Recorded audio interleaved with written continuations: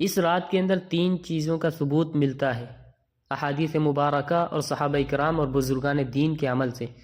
Number 1، قبرستان جا کر مردوں کے لیے ایصال ثواب اور مغفرت کی دعا کی جائے، قبرستان جایا جائے۔ لیکن یاد رہے کہ نبی اکرم علیہ السلام سے پوری زندگی میں صرف 1 مرتبہ شب برات میں جنت البقیع جانا ثابت ہے۔ اس لیے اگر کوئی شخص زندگی میں 1 مرتبہ بھی اتباع سنت کی نیت سے چلا جائے تو اجر و ثواب کا مستحق ہو جائے گا۔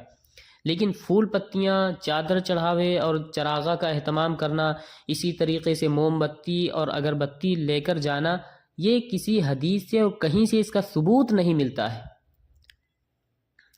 اسی طریقے سے ہر سال جانے کو لازم سمجھنا، اس کو شب برات کے ارکان میں داخل کرنا، یہ ٹھیک نہیں ہے۔ جو چیز نبی اکرم علیہ السلام سے جس درجے میں ثابت ہے اس کو اسی درجے میں رکھنا چاہیے۔ اسی کا نام تو اتباع دین اور اتباع سنت ہے۔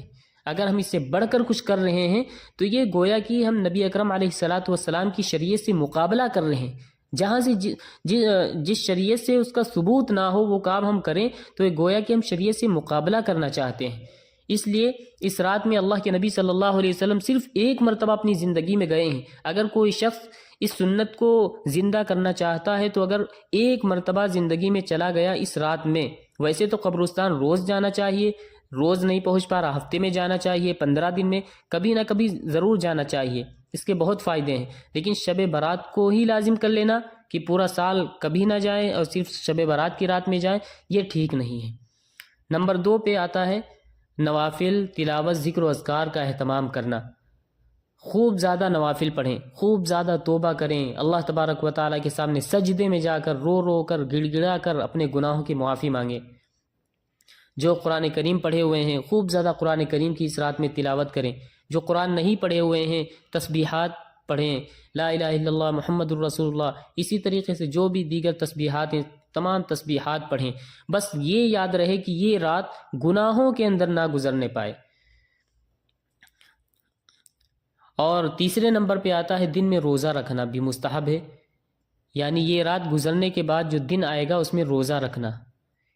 ایک تو اس بارے میں حضرت علی رضی اللہ عنہ کی روایت ہے، اور دوسرا یہ ہے کہ نبی اکرم علیہ السلام ہر مہینے کے اندر 3 روزے رکھتے تھے، 13ویں تاریخ کو، 14ویں اور 15ویں، ہر مہینے کے اندر 3 دن روزہ رکھتے تھے آپ صلی اللہ علیہ وسلم۔ لہذا اس نیت سے روزہ رکھا جائے تو موجب اجر و ثواب ہوگا اور انشاءاللہ اس کو ثواب ملے گا۔ باقی اس رات کے اندر جو خرافات ہوتی ہیں جیسے پٹاخے بجانا، پٹاخے دگانا، آتش بازی کرنا، حلوے کی رسم کا اہتمام کرنا، یہ سب خرافات اور اسراف میں شامل ہیں۔ شیطان ان فضولیات میں انسان کو مشغول کر کے اللہ کی مغفرت اور عبادت سے محروم کر دینا چاہتا ہے، اور یہی شیطان کا اصل مقصد ہے۔ اس لیے یہ رات جو شب برات ہوتی ہے خرافات کے اندر نہ گزرنے پائے۔ لوگوں کا ہم جو دیکھ رہے ہیں کہ لوگ اس طرح کر رہے ہیں، ان کے گھروں کے اندر پٹاخے دگائے جا رہے ہیں، تو لوگوں کی دیکھا دیکھی نہ کریں۔ اگر ہمیں جو چیز ہم کو کرنا ہے پہلے ہم کسی عالم سے معلوم کر لیں، کسی مفتی سے معلوم کر لیں، اس کے بعد ہم اس کام کو انجام دیں تو انشاءاللہ آپ کی صحیح رہنمائی ہوگی۔ اللہ تبارک و تعالی ہم سب کو اس رات شب برات کو بہترین طریقے سے عبادتوں کے ساتھ گزارنے کی توفیق عطا فرمائیں۔